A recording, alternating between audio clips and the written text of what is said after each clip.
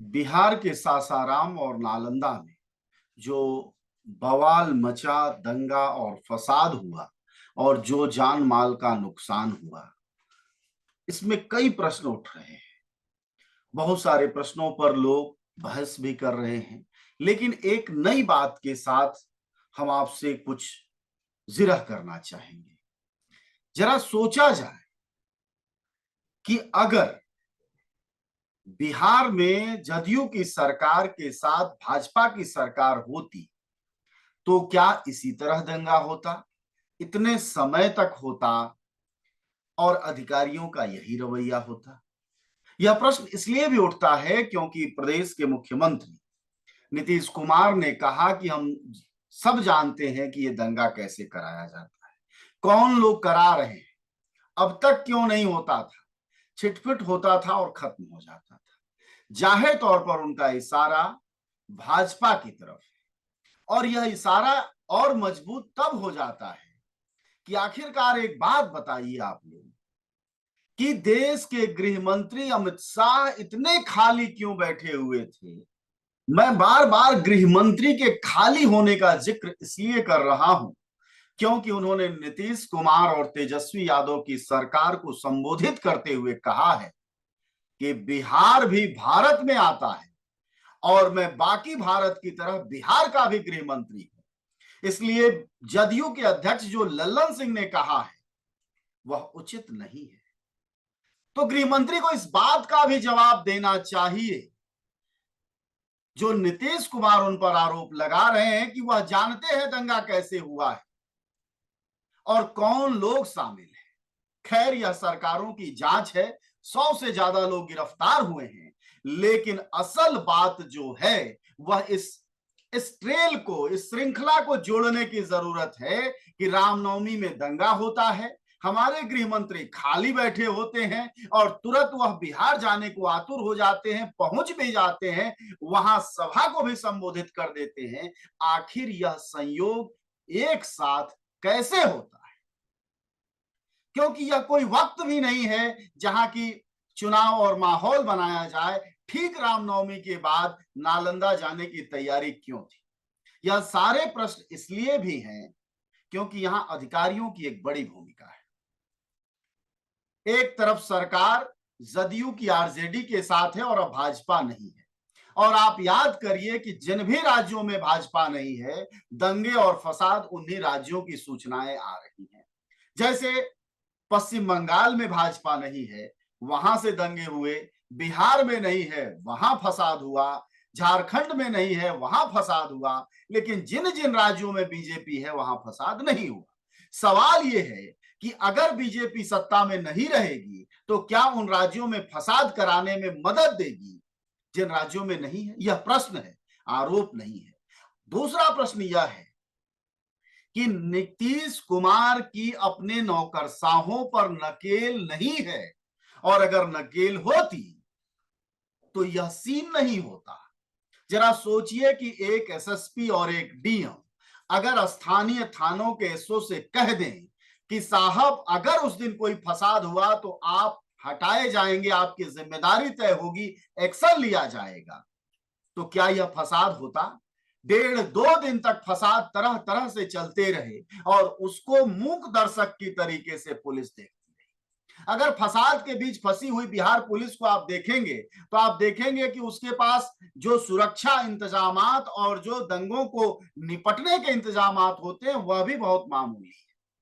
इसका मतलब कहीं यह तो नहीं है कि बिहार के अधिकारियों का एक बड़ा हिस्सा संघ समर्थित भाजपाई है और उस तमाशे का वह मूक दर्शक बना रहा है। वैसे भी भारतीय नौकरशाही के अध्ययन खासकर बिहार के बताते हैं कि लगभग 70% जो पुलिसकर्मी हैं वह सांप्रदायिक मानसिकता के हैं या सांप्रदायिक अवस्थिति बनाए रखने में मददगार है। अगर इन स्थितियों को देखा जाए तो बहुत साफ हो जा रहा है कि नीतीश के नौकरशाह उनकी सरकार के प्रति जिम्मेदार होने की जगह संघ समर्थित अधिकारियों की तरफ पेश आ रहे हैं, और उसी का नतीजा है कि सासाराम और नालंदा में बवाल आंखों के सामने होता रहा और हर तरफ मूक दर्शक बने रहे। इसमें संदेश क्या छुपा है पॉलिटिकल, यह भी समझ लीजिए। पॉलिटिकल संदेश खुद अमित शाह ने बिहार के राज्य को दिया है और मांगा है बदले में कि हमें 40 में से 40 सीट दीजिए और हम इन फसादियों को उल्टा लटका कर मारें। यह लंपटों की भाषा होती है, यह गृह मंत्री की भाषा नहीं होती है। लेकिन हमारे देश की राजनीति इस धारा में बह चुकी है कि लंपटों और राजनीतिज्ञों की भाषा में बहुत फर्क नहीं रह गया है। अन्यथा एक गृह मंत्री शासन की, व्यवस्था की, प्रशासन की, उसकी चुस्तगी और दुरुस्तगी की भाषा शैली में बात करता है, उल्टा लटकाकर मारने की बात नहीं करता है। और बहुत साफ है कि इशारा किस तरफ।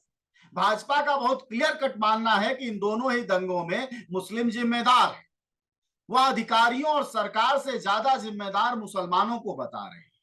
मुसलमानों को जिम्मेदार बताने के बाद भारतीय जनता पार्टी का वोटर एक बार फिर से एकत्रित, एक साथ होने के लिए मजबूर होता है। उसी में इन अधिकारियों का साथ है। अन्यथा अगर सासाराम और नालंदा के अधिकारी और उनके नीचे के अधिकारी संघी मानसिकता के नहीं होते तो ये फसाद नहीं होता। इसलिए अगर नीतीश कुमार को अपनी सरकार चलानी है और 2024 में एक नए विपक्ष के विकल्प के तौर पर खड़ा होना है तो याद रखें कि अपनी नौकरशाही पर नकेल रखें और ऐसा ना हो कि तनख्वाह तो उनकी सरकार से ले अधिकारी, लेकिन बाजा संघ समर्थित पार्टियों का बजाय। अभी तो फिलहाल यही होता हुआ कम से कम उनके राज्य में और उनके गृह जिले में दिखाई दिया है।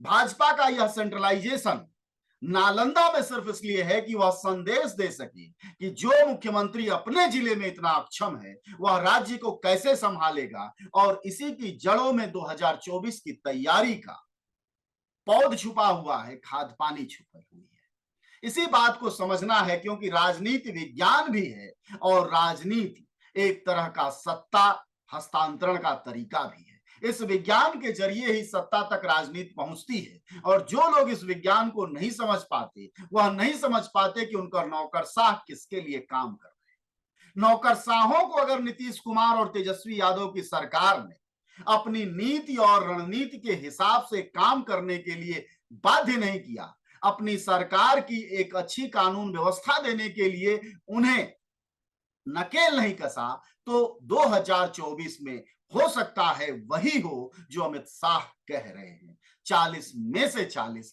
क्योंकि जनता चोर को पसंद करती है, कमजोर को नहीं पसंद करती। इस बात को याद रखना चाहिए नीतीश कुमार को, क्योंकि नीतीश कुमार को फिसड्डी नेता साबित करने में बीजेपी और बीजेपी समर्थित मीडिया लग गई है। बहुत क्लियर कट संदेश बिहार में देने की कोशिश की जा रही है कि जो मुख्यमंत्री पिछले करीब 20 वर्ष हो जाएंगे रिजीम को पूरा होने के बाद, वह मुख्यमंत्री एक अक्षम नेता है और जेडीयू जैसी कोई पार्टी ही नहीं। यह पूरी कोशिश चल रही है जिससे कि 2024 का चुनाव आरजेडी बनाम भाजपा कर दिया जाए, जिससे कि सांप्रदायिकता की जो पौध है वह भारतीय जनता पार्टी की लहलहाती हुई फसल में उगती नजर आए, और जब 2024 का रिजल्ट आए तो जाहिर तौर पर वह सांप्रदायिक बने। इसलिए सावधान होने की जरूरत है कि ऐसे दंगों को अगर नहीं रोका गया, ऐसे मौकों पर अगर नौकरशाही ने नीतीश कुमार का साथ नहीं दिया, उनकी भावनाओं की राजनीति का साथ नहीं दिया, तो कहा नहीं जा सकता कि बिहार की तस्वीर क्या होगी। आप सब जानते हैं कि जनज्वार का खर्च आपके जनसहयोग की बदौलत चलता है। आप भी जनसहयोग में शामिल हों और आजाद और स्वतंत्र पत्रकारिता को बनाए रखने के हमारे इस महाअभियान में शामिल हों।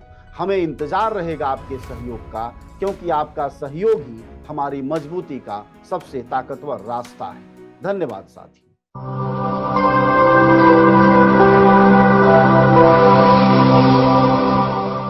जनज्वार जनता की मीडिया।